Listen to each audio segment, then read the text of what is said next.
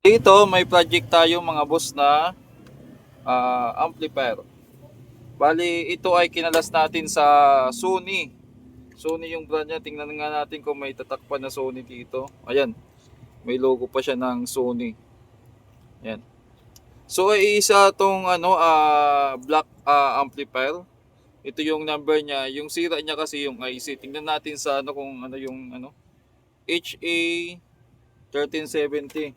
So check natin sa component, sa mga pyesa. Teka lang, yung phone ko yan.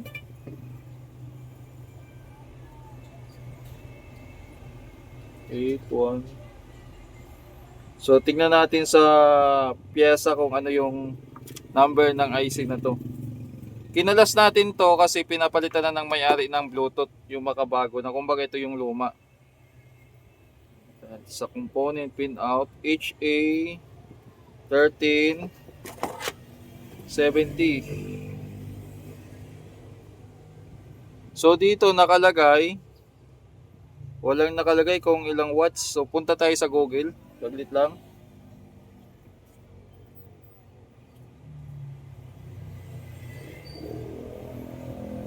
Yan, redirect natin, cancel. So naglo-loading pa yung phone natin.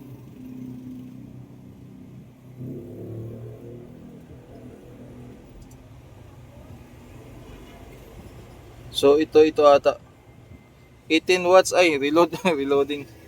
So nakalagay dito 30 volts, 7.5 ampere, 18 watts yung niya, yung pinaka power niya.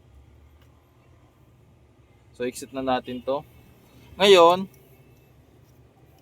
pinagpalitan na to, kumbaga naiiwan na to dito. Pero magagamit pa natin to kasi tingnan nyo mga boss, napakaganda pa ng pyesa niya. Ayan o.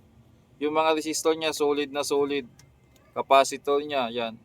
6,835 volts. So dalawa yan. Ayan.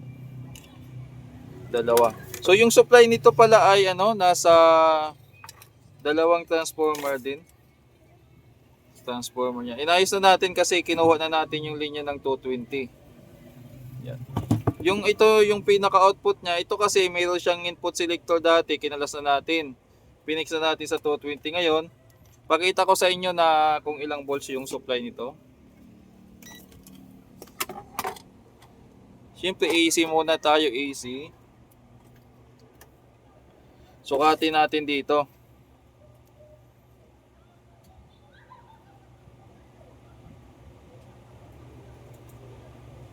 Ay, 21 volts. 21. Ayan. So nasa 21 volts lang yung supply niya. Ngayon, pwede pa natin to magamit yung magamit tong transformer. Pwede pa natin to ma-repurpose. Marami pa tayong paggagamitan nito.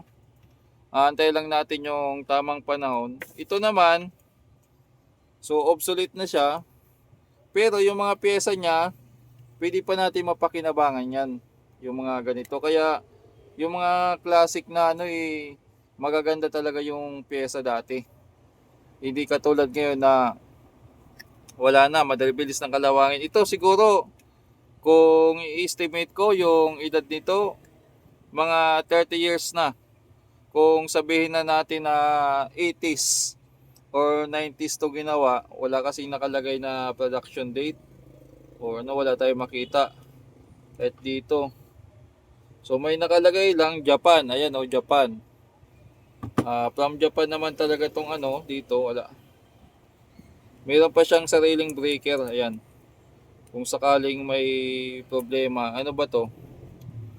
0.5 ampere na breaker 250 volts. Ganon din yung isa, 0.5 din.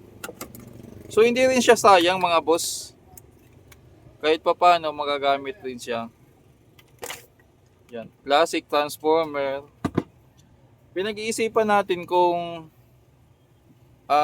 gagamitin natin sa pang amplifier, kung gagawa ako ng amplifier na class D na lang or kaya transistorize, gagamitin natin tong transformer. So tig-isa kada channel.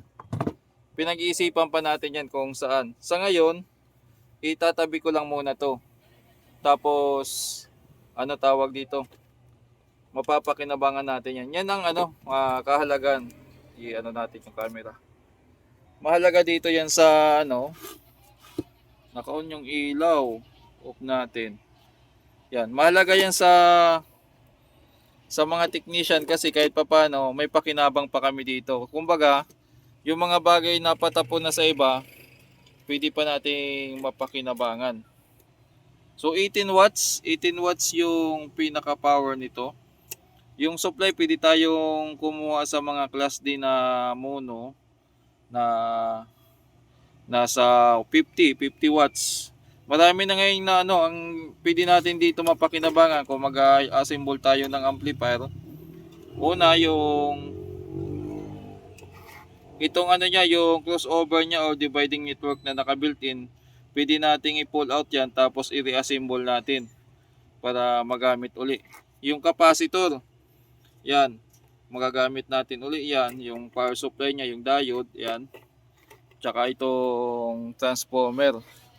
So sa 20 volts, siguro makakuha na tayo ng mga liliit na class din na pwede nating pang drive yan. Pero saka na yan mga boss, ang dami pa natin mga project na nabinbin na hindi natin matuloy-tuloy. Siguro sa sideline muna natin to. Yan. Kung may mga gusto naman bumili nitong transformer, pwede naman. Original to. PM nyo ako sa mga interesado. Pag-usapan natin yung price kung gusto nyo bilhin yung transformer na ganito. Yun lang mga boss ang isi-share natin dito sa araw na to at wala tayong ganong upload kaya mag-share tayo. Okay, sa susunod naman ay gagawa tayo ng tutorial or tips sa mga pag-repair, pag-DIY. Abangan nyo mga boss at itutuloy-tuloy na lang natin tong pagbablog natin.